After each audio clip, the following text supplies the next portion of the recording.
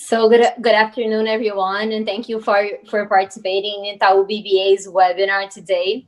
Today we have the pleasure of having here Professor Rodrigo Zaidan from NYU Shanghai and Fundação Dom Cabral, and also a columnist at Folha. To join the discussion, we have Marcos Assunção, who is our head of Research Brazil, and also Caio Galvão from our Equity Sales Desk in New York. If you have any questions, feel free to send over to your sales representative and we'll be sure to ask them during the call. So without further ado, I'm going to pass over to Rodrigo. Thank you for coming today. Thank you very much, Julia. Hi, everybody.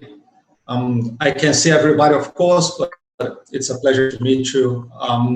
What I would like to discuss here is not only how we're going to get out of this, what is the process, but also what are the implications in terms of a strategy for especially medium-sized companies. That is my focus here.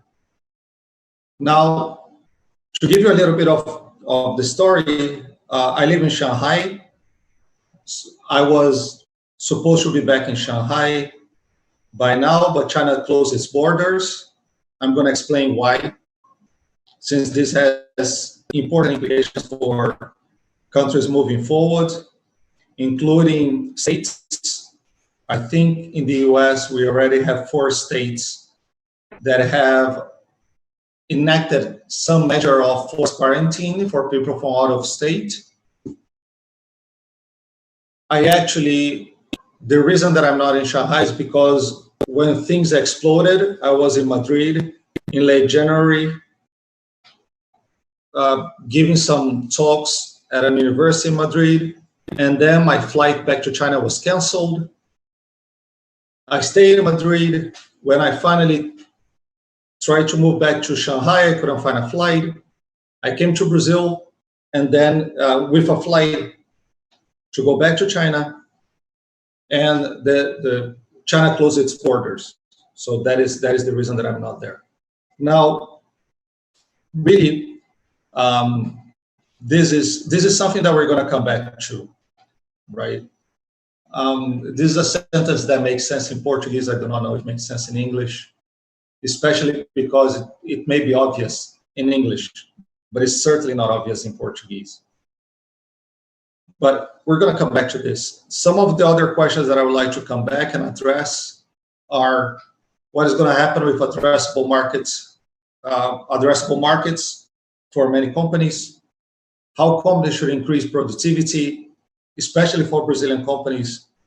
This has important implications, given that companies in the way, and I work with dozens, if not hundreds, of medium-sized companies in Brazil, and the pattern that I see is that companies are always focusing on growth, very rarely focusing on productivity. So this is going to change the way that people see their business.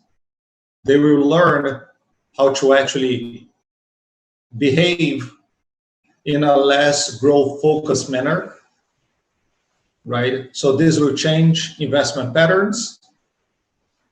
Companies will need to focus also on supply chain innovation and supply chain finance innovation. The saying is that crisis breed opportunities, right?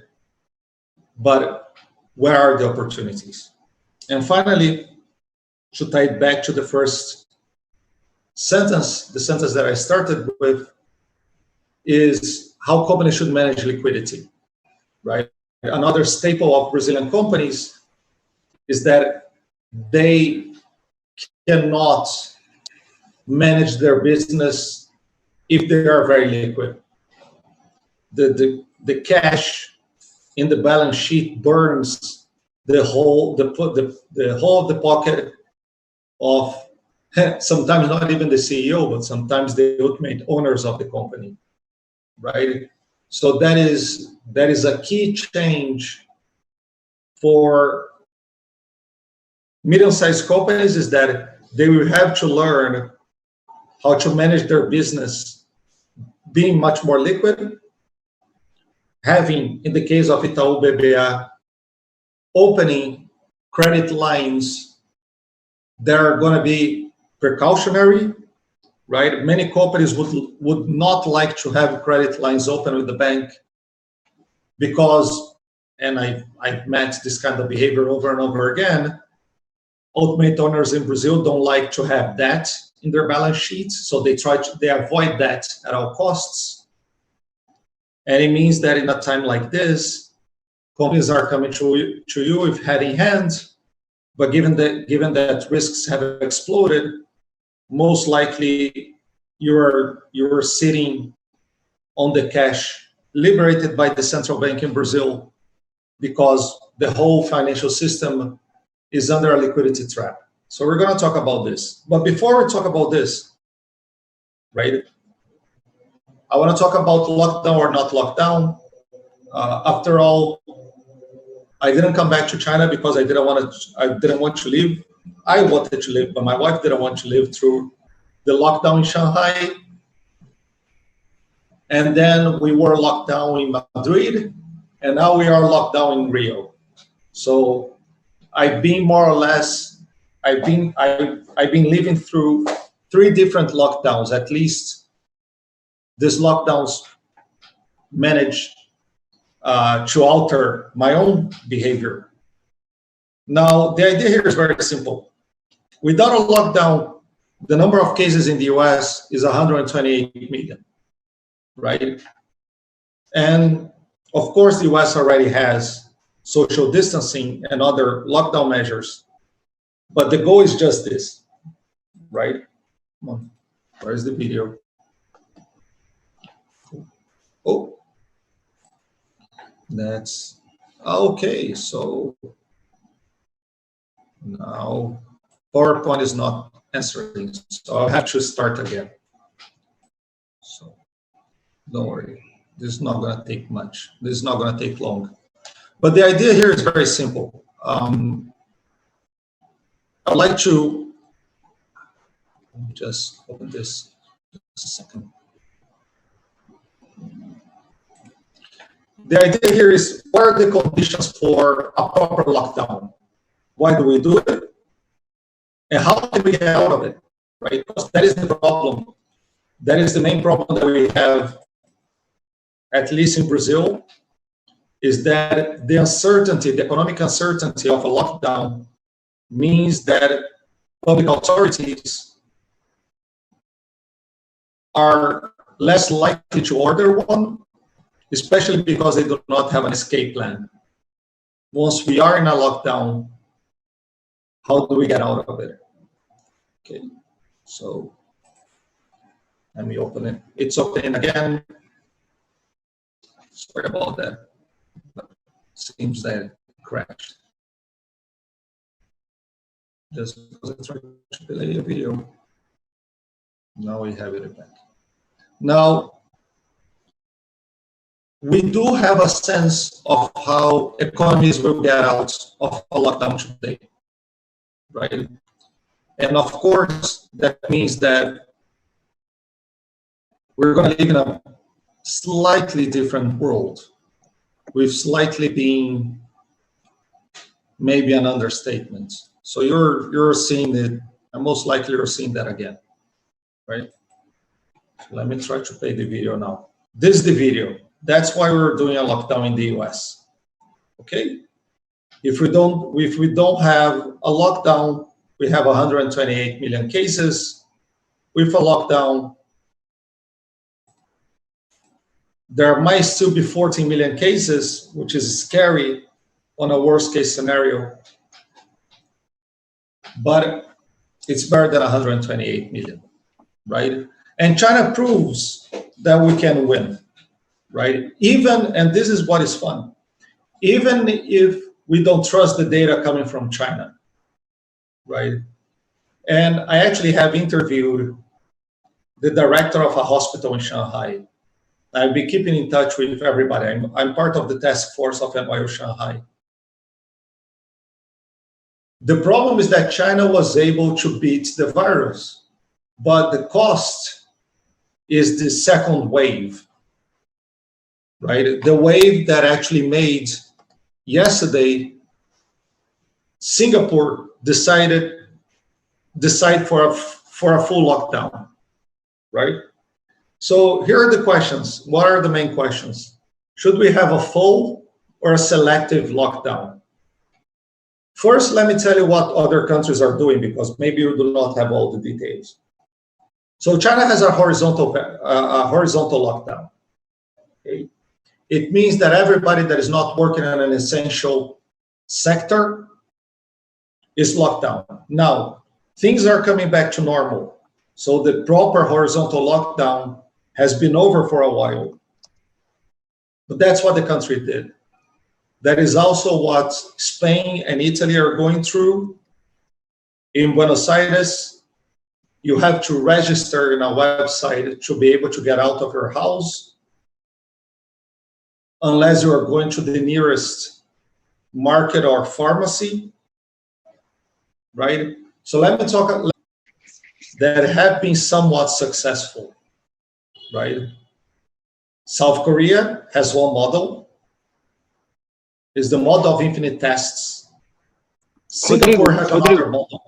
Rodrigo, sorry to interrupt you. Sure. Like before we go, just to be a bit more interactive here, you mentioned that you had gone through 3 different lockdowns, right? In China, in Spain, and in Brazil. Can you comment a little bit about the differences between them? Probably in China, it was much more severe than in the other countries. Yes, exactly. The Chinese one is very simple. You're not allowed out of your house in the first few weeks. It is as simple as that. You are allowed out of your house to buy groceries and pharmacy, but even that, you were discouraged, because in China everybody has apps, and I have one, and I could simply order groceries online. So that was the horizontal lockdown. Actually, I didn't experience that because I was in Spain, but it was the severity of this lockdown that made us as a family decide not to come back. We didn't want to go through it. We didn't want to go and say, as my wife said, like, there's no school. She teaches, she moves around Shanghai. Everything was moving online. She said, I don't want to be locked in my own apartment, right? And that's what we're supposed to do. You're supposed to get out of the airport and go directly to your house and stay there for more than a month, right? Unless you work in an essential industry, which is not the case. In Madrid, I was tweeting from Madrid saying the country is fooling itself, because 2 days before the country announced a lockdown, I was in the Prado and I was showing pictures of people say, we're going to pay a price for that. And we paid in Spain. And now Spain is in the same as China was, right? My brother hasn't left his apartment for 3 weeks because he orders stuff through Amazon. Amazon Prime works, right? And in Brazil, where I am, there is no proper lockdown, right? I go out on the streets. Bars are supposed to be closed, but they're semi-open. I'm supposed to go only to the groceries and to the pharmacy, and I see some business open. I see people selling stuff on the streets. I'm seeing people without a mask. This is something else in China today. If you're leaving your place, you have to wear a mask. If you want to get into public transportation, you're going to get your temperature checked. So the quality of life in China is much, much worse. And that's one of the things that I want to prepare you for, is that at least for a while, we are going to be Japanese. We're going to learn social distancing as a way of life. But please ask away. You can stop me at any time. Right? I'm a professor. If you give me time, I will speak until tomorrow. So it's not a problem. Okay. Regarding the other model, yes, go. So you're starting to talk about the selective or the vertical lockdowns, right? And Yes. The way you describe the lockdown in Brazil, probably even if the horizontal is not working, imagine the vertical, right? So how the cultural issues will take place here, and how difficult it is to implement the full lockdown in Brazil. And eventually, you said also like Spain will pay the price. What is the price that you believe that Brazil will have to pay? Well, I can tell you something. Culture is not a barrier if you have leadership. I don't want to talk about the political process in Brazil, right? But it's very simple. We are no different than Italians and Spaniards. Madrid has the highest density of bars per square meters in the world. So for a Spaniard, for a Madrileño, to not be out is absurd. In that sense, they are no different than Brazilians, right? But what happened in Spain? There was a shift in the public discourse, which is the same shift as in China, which is nothing is worse than the virus. Nothing is worse than seeing our own people die because we want to drink a beer. And once, and that's the price we're going to end up paying, once people start dying by the droves, all stories about medical doctors that had to decide who would get a ventilator and who wouldn't be treated and would die, then people said, okay. But again, you need leadership. That was the message that was also given by everybody in government. There was a coordination in the political process. There was the same message. We do it for our grandparents. We do it for our parents and we do it for ourselves. And society responded. If we had that type of leadership in Brazil, we would all be indoors. So it's not a question of culture, it's a question of leadership. And that was the biggest test of the Communist Party in China. That was the biggest test of the Spanish government, which is relatively weak, and is the biggest test of the Argentinian government. Argentinians are no different than Brazilians in that sense of being out, that want to be out. But again, in Buenos Aires, most people are on a horizontal lockdown and are following the rules. Why? Because they don't want to kill their grandparents or their parents. And that has to be a coordinated message. That is the main thing. So culture is a barrier, but this is a barrier that can be solved, that can be overcome by good leadership, right?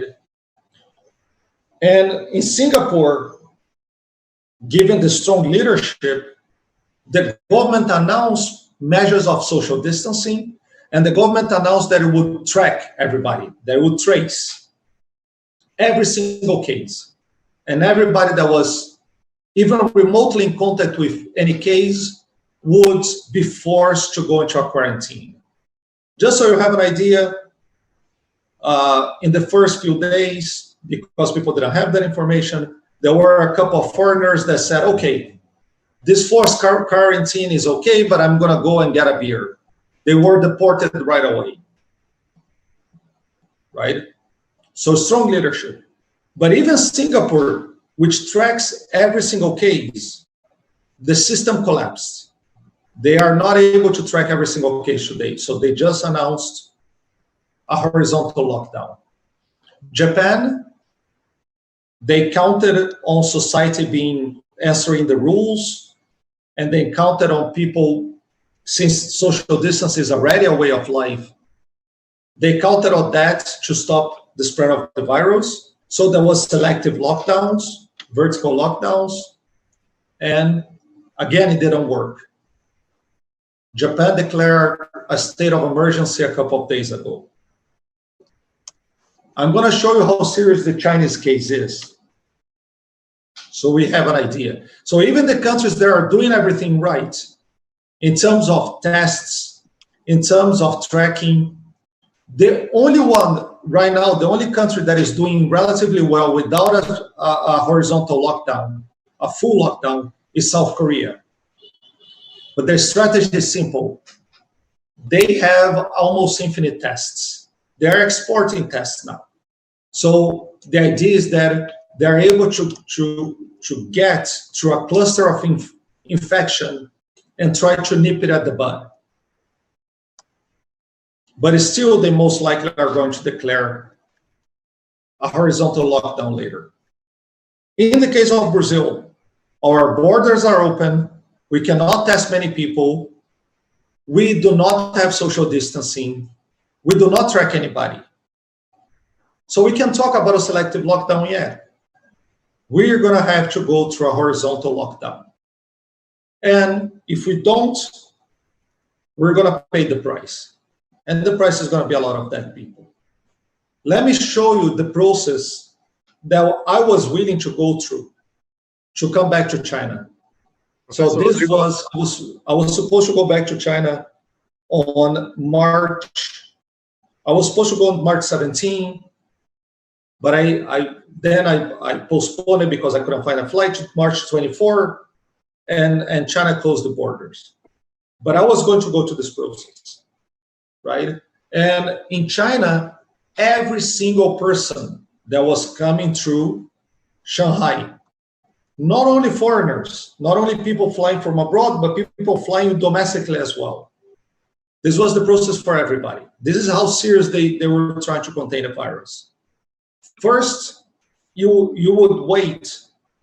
You would answer forms whenever. So the idea is, we landed. You would land. You would get to the gate, but you were not supposed to get out of the airplane. First, these people in hazmat suits, they would come into the flight and they would check the temperature of every single passenger. They would also look for their symptoms. If they found some abnormous temperature, or if they, in any way, they thought that you might have the virus, you would go to an ambulance and direct to the hospital. So this whole process would take 2 to 3 hours. Then the hazmat suit people would take you to another area, right? In this area, you would get your temperature checked again. You would answer forms. You would give an interview that would be recorded. So the government, if later they found that you have an infection, they could track whatever you're being. After all of this, you would get a stamp. Green, you could go home, directly home to your quarantine. But those were rare. Then, most likely, you get a yellow stamp. A red stamp, you go directly to the hospital, right? Now, look at this. Every single passenger with a yellow stamp were to be tested.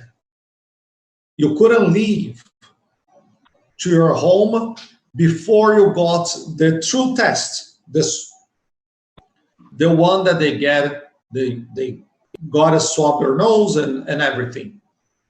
This whole process would take between 15 and 30 hours. From the moment that you land till you are allowed to go home. 10,000 people were coming into Pudong every day. Pretty much everybody was tested. The system couldn't handle that. They didn't have enough people. They couldn't, even the mighty Chinese bureaucracy wasn't able to. And that's why they closed their borders. Meanwhile, while this was going on, I arrive in Brazil, I land, I'm wearing a mask the whole time, really uncomfortable, but I travel with the mask. And after landing, I went through passport control. No, you don't go to passport control. You go through the Brazilian IRS. customs. And the customs policeman, he looked at me and said, please take your mask off because we need to check who is coming so we can direct them to see if we're going to scan their bags or not. So they are doing the opposite, right?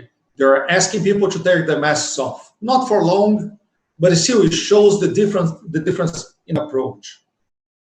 Now in China, once you got home, and I was ready for all of this, once you got home, the people that work in your building or your apartment complex, they would either lock your door or they're going to install this. Oh, sorry.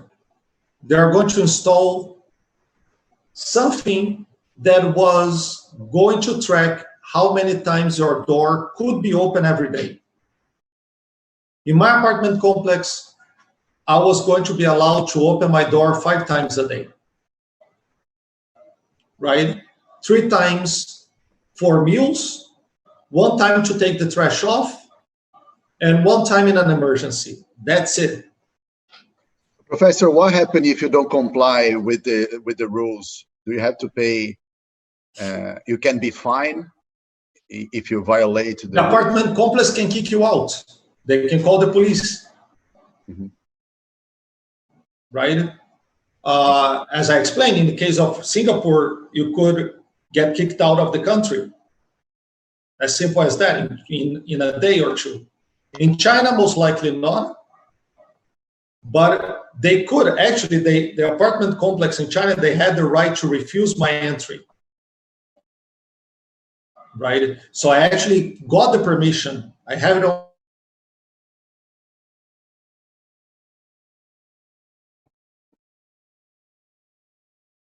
The same as in Brazil, that's Singapore in Brazil. She actually gave me a permission to come back home, right? And she said, we have 8 families quarantining. So she knew the number.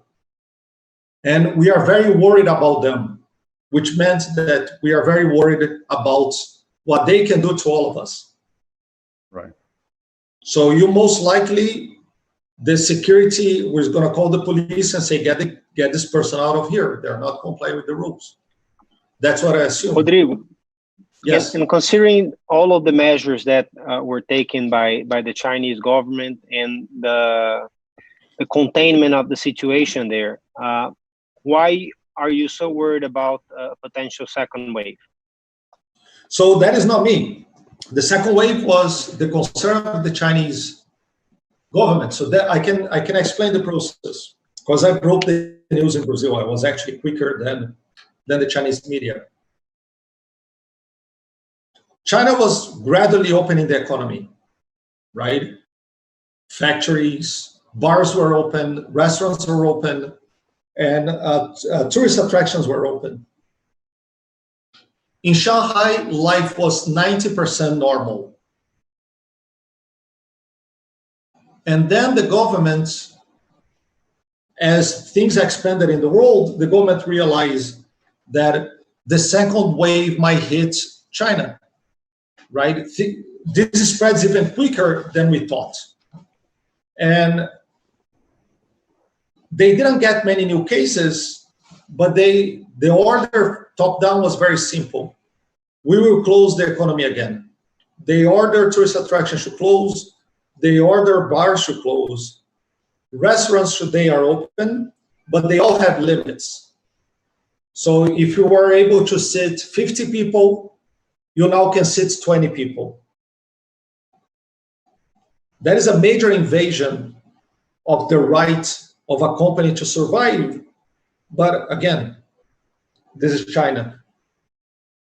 So tying into your question, Rodrigo, how was the social sentiment about the government being really strict? So, right, so you arrive at the country, you have to wait for 20 hours to get to your house.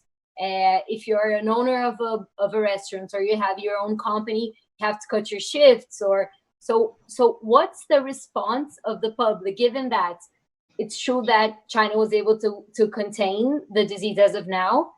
And looking ahead, what do you think there's going to be any type of social unrest, or are they completely satisfied with everything that's happening? It's actually the opposite. The governments of the countries that are doing full lockdowns, political support actually rises. That's what's happening in Argentina, not in Spain or Italy, because they were reactive. Right now in China, nothing. The public sentiment is nothing is worse than the virus. Nothing. I have the example of, and I can give an example in which a friend of mine, his parents are saying, "I'm not going to visit you until this is over," because we don't want to risk it. So actually, popular support to the government is actually higher. There is some unrest. I'm not going to claim that there is not, but on average, popular support is higher. A lot of people are going nuts. A lot of people are losing their businesses. The government is not doing a great job of social insurance. But again, the public sentiment is nothing is worse than the virus. A friend of mine who is a business owner, he says, "I'm not getting any new contracts because the risk of getting people back to work is higher than the potential reward. So I don't want any new business. The contracts that I have are enough to pay for my fixed costs. That's all I need. I just need to survive." Society. And, you mentioned. Yes, go. Sorry, you mentioned that some businesses are suffering because of the crisis. Of course, we are going to see probably a level of GDP growth that we've never seen in the past decades. So, is there any implication for the government at all? You mentioned that support is actually going up. Also, like in the past, like the safety net has always been a kind of a concern for the Chinese society, right? Like health insurance, pension in the future. Right now that they're needing more kind of the system, are they being able to get it? What is going on right now? So for sure, this will have major implications for the future policies of China. As you mentioned, the social safety net is going to be redesigned. The healthcare system is going to be redesigned. In China today, you do not have universal healthcare. One of the things that helped spread the virus in Wuhan is the fact that, especially in the beginning, because people didn't have great coverage, tests would be paid by the person, and a lot of people didn't want to get tested because they didn't have the money. So all of that will have major implications. It's actually hard to draw out all the implications now, but one thing that people don't understand about China is that China is very decentralized. So there are now dozens, if not hundreds, of measures of support, but they're all local, right? For a while, even municipalities had the right to close schools or open schools,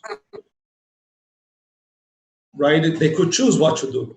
So this level of decentralization, this is what may change a little bit as well, right? That some areas such as healthcare will become more centralized, in which the central government will have a stronger hand in the healthcare system. But what I can assure you is that also it's something that suffering in China has a different meaning. Because in living memory in China, 20 to 40 million people died of hunger in the big famine of the Great Leap Forward. People at my age, their parents or themselves, they were locked up in the Cultural Revolution. So all of this is still very alive in China. The virus is not as bad as the Cultural Revolution. the virus is not as bad as the Great Leap Forward. In that sense, the political system will be able to withstand this, but in terms of economic ramifications that we'll be planning, right? We could do 10 hours on that. So just shifting a bit on subject. So going to the specific sectors of the economy. So during the virus, what were the sectors in China that you see most affected? And in this moment that we are now, that you're saying before this second wave, but already recovering from what happened, which were the sectors that were more benefited from everything that happened, and which were more negatively affected? Tying into a report that Marcos released yesterday on the specific sectors in Brazil, we're trying to trace a parallel to see if the same sectors that recovered in China will happen in Brazil and vice versa. So China was going through a great rebalancing. In 2014, industry, manufacturing was less than 50% of GDP for the first time in decades. So, and I have the slides for China, but what was going on is that before the coronavirus crisis, services were growing at 8% a year, manufacturing was growing at 5% a year. So there was this great rebalancing. China was becoming a service economy. Services were already around 60% of GDP, maybe a little bit less. Services is by far the one that suffered the most. Education, for instance, my wife who teaches at, she teaches languages. She teaches English and Portuguese. The company's revenue was cut by 90%. Marketing, services, bars, restaurants, all the service industry, even healthcare, right? Because a lot of healthcare services, if there were no clusters nearby, demand dropped. We are seeing that in the US today as well. There are a lot of hospitals cutting medical personnel, cutting their jobs and slashing wages. Of course, not if you are in New York City. But services have been especially hit. But also there's another layer to that, which is the fact that it's much harder to help services companies than manufacturing companies. Manufacturing companies usually have bigger credit lines. Manufacturing companies are more embedded in the financial system. Service companies are not. In the middle of China, there were service companies the same as in Brazil, with not even a bank account. Right? How does financial support reach those companies? There is the same thing that is happening today, right? In Brazil, and I wrote an article at Folha this Saturday about the liquidity trap. You now have billions to lend, but given that risks skyrocket, that ratings went down, you're most likely gonna sit on a lot of the cash that you have to lend, on the credits that you have to give out. So again, services.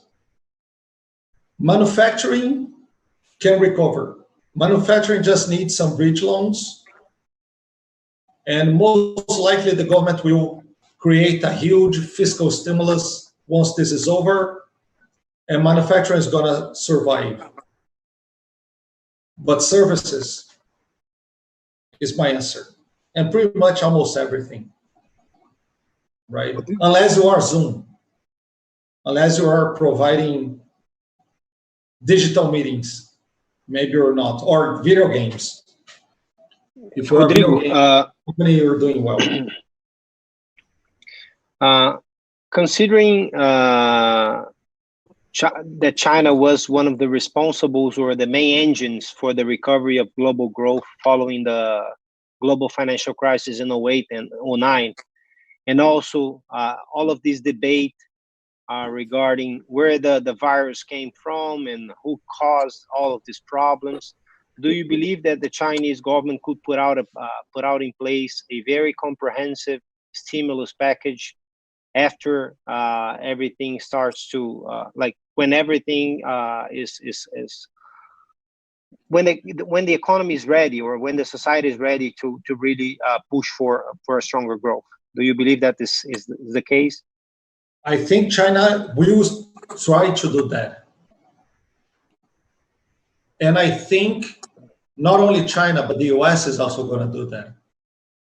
Mm-hmm. So it may be that the global superpowers will save us. There are many risks, and I'm going to show you the risks. I'm going to show you the worst case scenario. Hopefully we're not going to fall into that. But the main risk for me is deglobalization. Is the fact that for a while, protectionism is going to rule the day. That the US will say, we now have to bring back manufacturing because we cannot rely on China to sell us ventilators if something like this happens. And this will go throughout. So global value chains will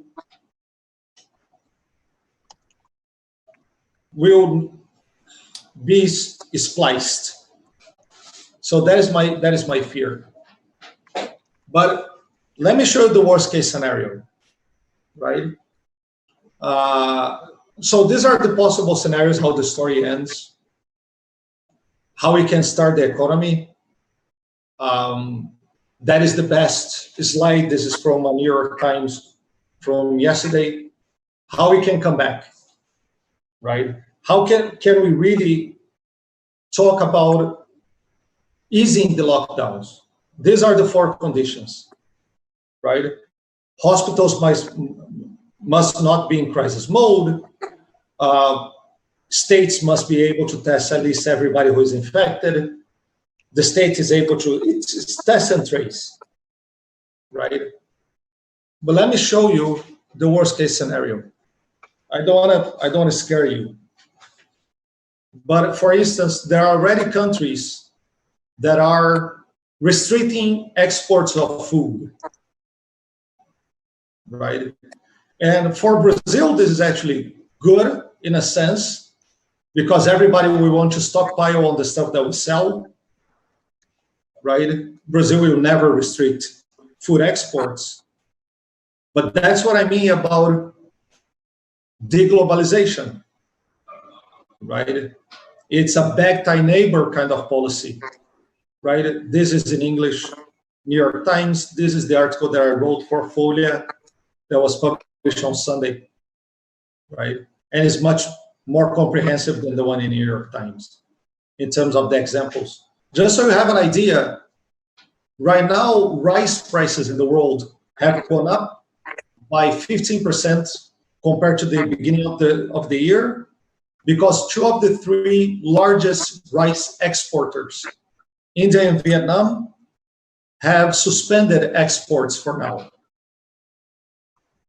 Now, rice is the basic staple on the diet of maybe 80% of the world.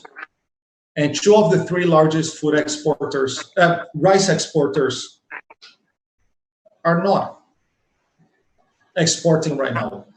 Vietnam will come back very soon. India is more complicated because supply chains are in tatters, right? Rodrigo, talking about, yeah. Sorry.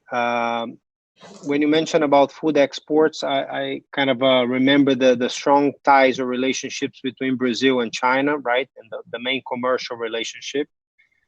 But also we have seen some recent statements by government officials that may cause a little bit of tension between the countries. Do you believe that there's going to be any implication of that? I think there will be long-term implications, not short-term implications. Right now, China cannot afford to stop buying soy from Brazil. China already had pretty much stopped buying soy from the US. So certainly the US and Brazil, they supply over 70% of the world's soy, right?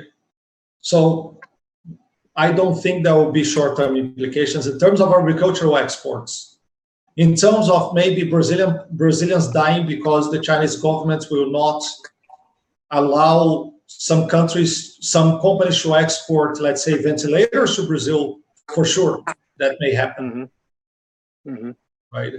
But in terms of macro, no, not right now, right? But what is yes. The worst case scenario is the 4 horsemen of the apocalypse. We already have the plague. These are examples of famine. And the worst case scenario is war and death. I don't think that is going to be the case. I think we need to do test and trace. So right now, the priority of the government, other than preparing for the hospital, other than making a full lockdown, preparing the hospitals, is test and trace. That's why we need to prepare if we were to want to come back. South Korea. But it's going to take a while. Yeah, I imagine. And looking at your worst case scenario and like an unlikely scenario, as you pointed, like of war, what will be that the tensions coming from? What will be the opposite sides here? I don't think it will be regional. It's not going to be a world war. It's going to be regional. It might be Pakistan and India if there is a famine going on in Pakistan, right? So it's not going to be a global war. There is no appetite for that. But there are a lot of appetites for regional conflicts, right? Even in the South Asian Sea, something may happen. But again, India and Pakistan is a good example. But I don't think, again, I'm not good at predicting that. So I cannot answer that other than regional, right? But again, with trade restrictions on food, this is bad. Rodrigo, I got a question from a client here that would like to hear your thoughts specifically on how you see the pandemic will eventually impact US-China trade negotiations once things normalize more, like what to expect post COVID-19 crisis. Do you believe either side comes out stronger? I know it's a difficult question, but I'd like to hear your thoughts on that. I think that trade restrictions, the appetite for trade restrictions have gone up tremendously. If you look at the list of countries that introduce trade barriers, not food, but mostly regarding export of healthcare products. We're talking about the European Union, we're talking about the US, we're talking about 30 economies. This is not going to be temporary. Yes, some of it is going to go away, but trade restrictions are going to be the appetite for them is much higher now, and I cannot see whatever next American government not really going through let's bring manufacturing back to America. See, and using the pandemic, because we didn't have manufacturing, we couldn't do ventilators. Because we didn't have manufacturing, we couldn't do masks, which is BS, but still. And the same is going to be in China, right? To a much lesser degree, because China needs, it's an exporter.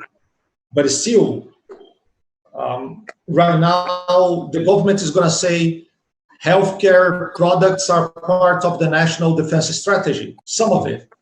So you're not going to be able to export. So you now have Argentina, for instance. That is very interesting. Argentina had liberalized a lot of their food exports,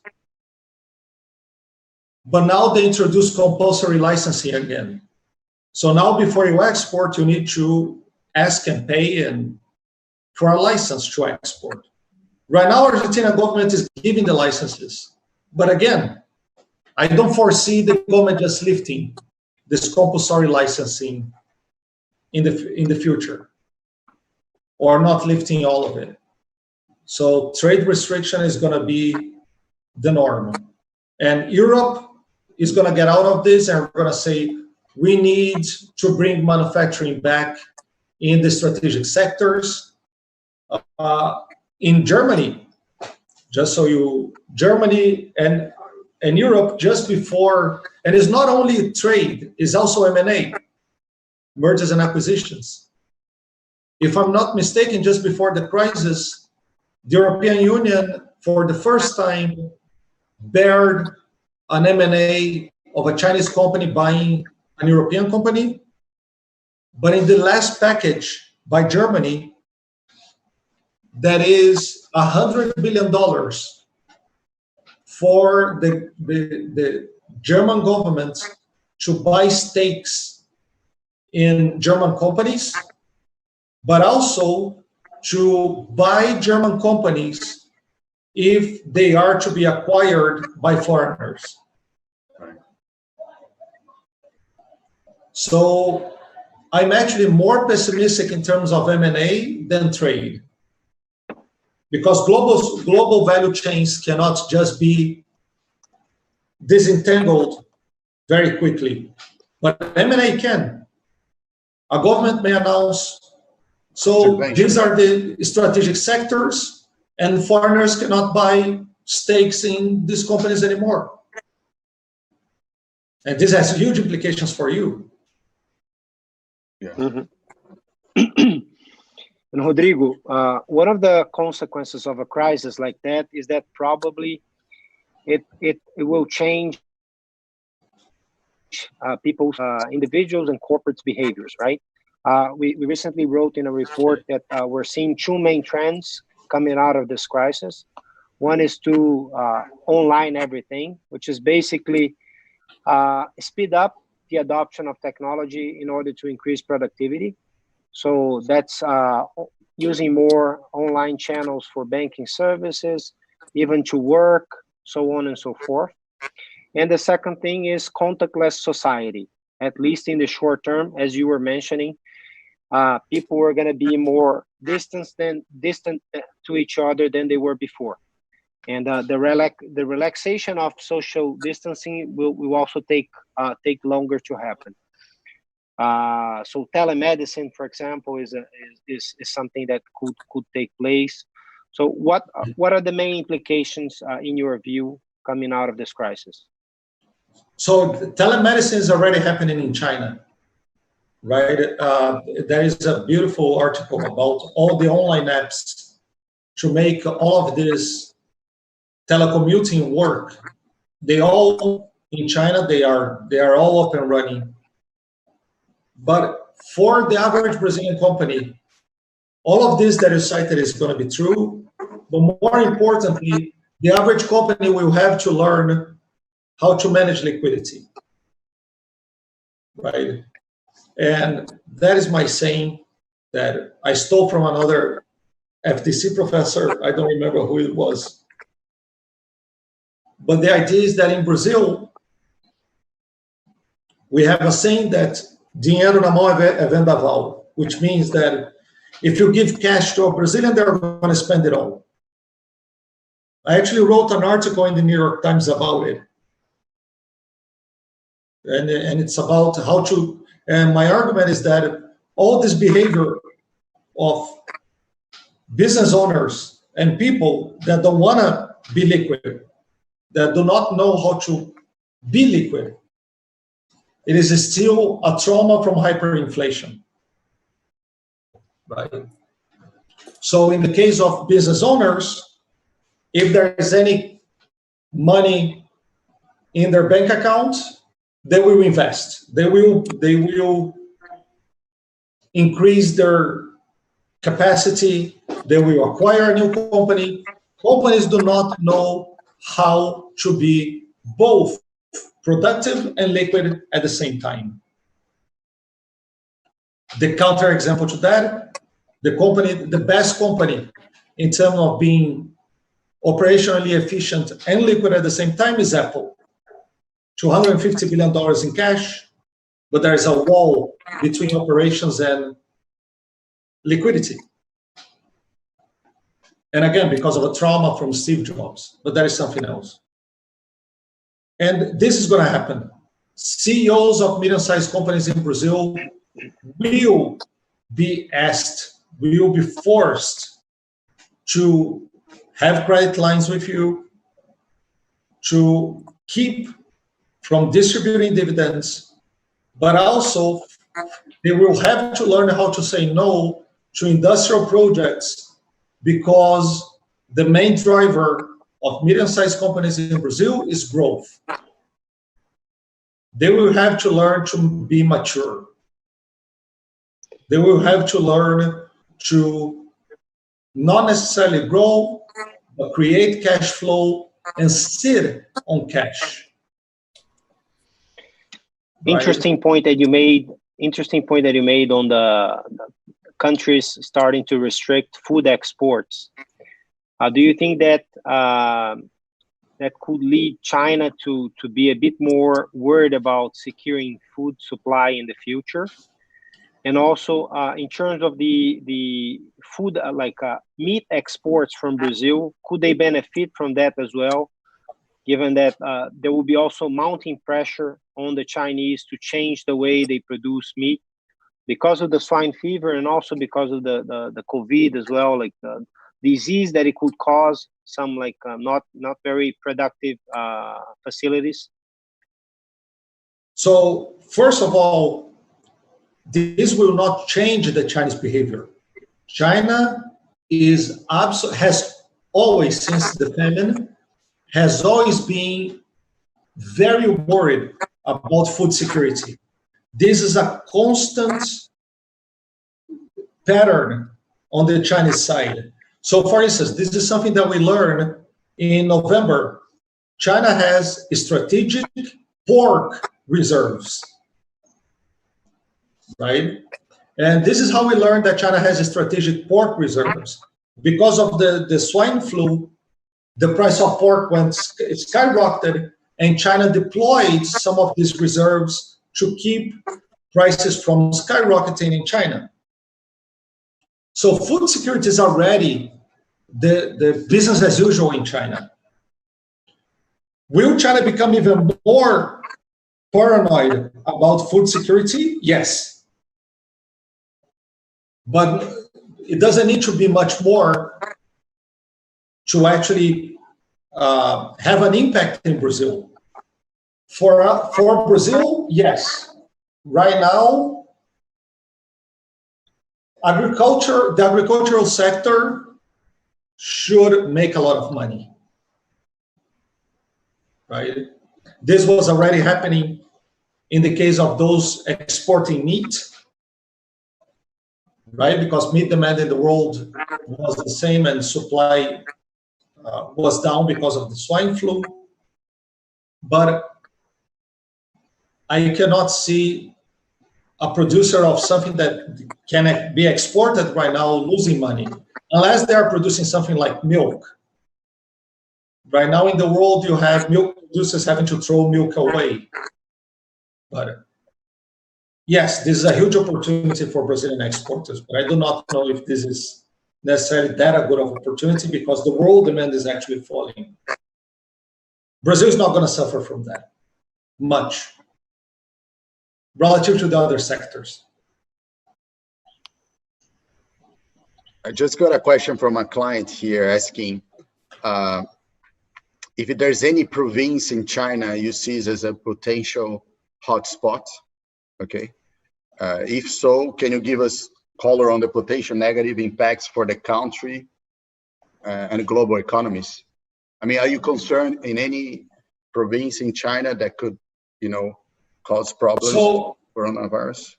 I was following the cases in China very closely, but now I'm not. So I cannot answer that question. I'm sorry. What I can tell you is that, and I'm in contact with people from Shanghai, Mm-hmm. and in Shanghai, all cases in the last 3 weeks have been imported, and authorities are extremely concerned about Shanghai becoming a hotspot, but right now there is no indication that this may happen. It's just precaution. But I do not know. I really don't know. I'm sorry. Okay. But overall, you believe the Chinese government is handling well COVID-19 crisis? I mean, now, yes. Okay. In the beginning, no.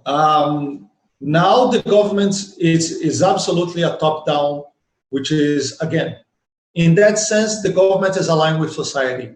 Nothing's worse than the virus. So if you are a politician in China today and you manage a city that becomes a hotspot, your career is over, right? And at the end of the day, that's what a politician in China will care about, their own career. So right now, the incentives are aligned. The incentive of the Shanghainese new government, because there is a new government in Shanghai since the Shanghai governor went to Wuhan, is our career is over if things get out of control in China, in Shanghai. It's as simple as that. Right. That is certainly not the case in Brazil. No. And Rodrigo, we're going to see probably in the short term consumers a bit less confident on the overall economic outlook, right? People fearing losing their jobs, people fearing losing their businesses, eventually people afraid of losing their lives and losing their relatives. So this probably has a reaction to consumption. When do you believe that this will be completely, when we will get to normalized levels of consumption that we were seeing pre-crisis, pre-COVID crisis? When we find a vaccine, when we really find a medicine, is it going to take a year or more? And so here's the thing, there will be an explosion of consumption the moment that we have a vaccine or a treatment. Everybody's dying to consume, everybody that still has a job. But precautionary, so in economic terms, the precautionary demand for money has increased a lot. So I cannot see normalized levels of consumption before 2021, and that is with a treatment by November, right? So not before 2021. All right.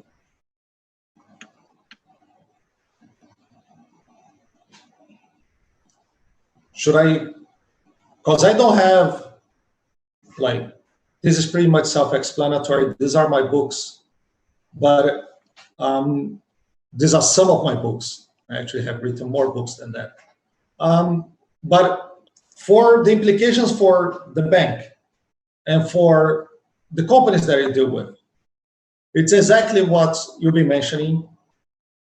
Investment patterns are going to change. Companies are going to be more careful about growth. In a way, it's going to be good for you because the risk profile of the companies borrowing money for investments is going to change. But again, right now for you, it must be absolutely hell to actually manage the risk in your portfolio, right? But companies will need to be more careful about their addressable market. and they will need to work liquid. They will need to, it's a major opportunity for you to create credit lines that you actually can teach the companies how to manage their liquidity better, right? Of course, you don't need to do that with Petrobras or Vale, but a medium-sized company, they will learn that they cannot leave asking you just as a last resort, asking for money just as a last resort, right? So that for me is your main opportunity. Interesting. Right? Rodrigo, one last question on my side before we probably conclude here. You mentioned about people willing to consume in the short term, but probably waiting until they get more visibility on the outlook. How do you see the real estate cycle in China because of the crisis? Like probably nobody is looking to buy an apartment at this point, right? And nobody's willing to buy an apartment. My brother has just before the crisis has promised to buy an apartment for €500,000 he works for IBM in Madrid, and he's really wishing that he can walk back on that agreement.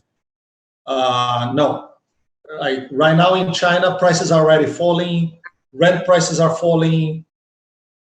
This is already happening. The market is very, very quick in China, the real estate market. And in the case of China, you also have to understand that people don't leverage. There's not a lot of leverage on the consumer side. So if you're buying an apartment for the first time, you only need to give 20 or 10%. But if you're buying a second apartment, you need to give you need to put a down payment of at least 30 or 35%. So leverage is not very high. A lot of families, of course, are using those reserves that they would use to buy apartments to survive. So there is no demand for real estate. That is the main thing about China that people don't realize. 11% of Chinese GDP is real estate. What I can tell you is that building has resumed. So for those projects that were stopped, they have resumed. But most real estate in China is financed through shadow banking. Is financed through special purpose vehicles, and those must be suffering. But I do not have data on that. All right, perfect. Last question, really on my side. Your estimate of we have seen a lot of estimates on GDP growth. What is your view on GDP growth for 2020 and 2021 in China? I'm going to be blunt. I don't care. And the reason is because GDP is not a good measure right now. GDP is a measure of economic activity, right? We want GDP to go up. But this is the first time in recorded history that governments want GDP to go down, right? So 2021 is okay to talk about 2021. 2020, the number will be meaningless because anybody that doesn't have a double digit GDP growth, GDP loss is doing something wrong. So it's going to be 10% at least in China, right? That's my belief. But the number itself is meaningless if it's 5 or if it's -3 or -4. Right now, the government is working to make GDP lower, right? Unless you are in Brazil. But I guess. So no, 2021 is okay. The question is not what is going to be GDP. I do not know how to answer the question. The good question is, are we going to have a V recovery, like down and then up? That is the question. And I still believe we can. But that window of opportunity is closing. right? The window of opportunity depends on governments being able to reach small, medium-sized companies so they can survive. I guess the last question, Yes. on my end, tying into the SMBs and the smaller businesses. This is a gigantic point of concern here in Brazil, given that a great part of the economy is informal, right? So, how has the government in China acted upon these SMBs, as there are numerous in China as well? And I guess to wrap up in my end, the main differences that you've seen here in Brazil, since you're here now, and in China, apart from the lockdown and how serious people are taking the lockdown, but the sentiments in general. So can you repeat the last question? I didn't hear you very well. The last question, I just like the general difference between what you're seeing here in Brazil now that you're here and what you saw in China, or what your friends are telling you in China. Madrid, this is a joke of a lockdown, and we're going to pay the price. That is the difference. The difference is that a lot of people are respecting the lockdown, a lot of people are not. And we're going to pay the price for that. We're going to pay the price for the lack of leadership that doesn't send a coordinated message that we should stop. We should stop the economy, and we have enough resources to do that. We are in a liquidity trap. But the government, on the economic policy, the government is doing every single measure is half-hearted, so it's not going to work. Because the government believes that, we cannot run a big deficit, and that's it. So everything is done in a half-hearted manner, and we're going to pay the price for that, unfortunately. I'm usually an optimist, but in the case of Brazil, I cannot see a light at the end of the tunnel, because you at Itaú are not engaged. Right now, you should be calling your clients and saying, come and we're going to lend you, because the government is buying some of their risk, right? So right now, you should be concerned about increasing your market share, because a lot of the risks would be passed on to the public sector. But you can't. So you won't, which is, I completely understand. But for society, it means that small businesses are not going to survive. And we're going to lose. And there is something in economics, just one word for you to search for it, which is hysteresis. So that is the word, that is what's going to happen in the labor market. But yes. Yeah, I don't know if you heard about a measure that was implemented actually in conjunction between the central bank and the large banks in Brazil for lending for the payroll of SME companies. Cool. I think this is going to be I think that's going to be a very powerful measure. Of course, again, the central bank and actually the treasury, it's sharing the risk and the capital with the private sector. But I think 85-15, right? 85-15. I think it's going to be a Do you think that is going to unlock capital finally? Because I was reading about because you're still going to look, if I'm not mistaken, you're still going to look at the credit history of companies to decide if the company is going to be worth. No, the point is, if the company has no delinquency, the banks are going to be obliged to lend. Okay. Okay. If they have any delinquency, probably they could choose. Okay. And what about those in I don't know, those that are in Chapter 11, recuperação judicial? Probably it's not probably not reaching them. Yes, so that is my point. These measures, and I'm glad to hear from you that they're going to work, because when I read it and I saw all the criteria for a company to qualify, I thought that not a lot of companies would qualify. And it's good to hear from you that a lot of companies will qualify, but it's still, all the companies in Chapter 11 will not qualify. All the companies with any kind of delinquency will most likely not qualify. What is this, 20% of companies, 15, 20, 25? So again, you need comprehensive measures that reach in this, right now, everybody. There is no other way, right? But I'm glad that at least this 85-15 will actually leave the bank. Yeah, it will. Okay, good. Finally. Okay, I think. It took a while. I first proposed a plan on March 13.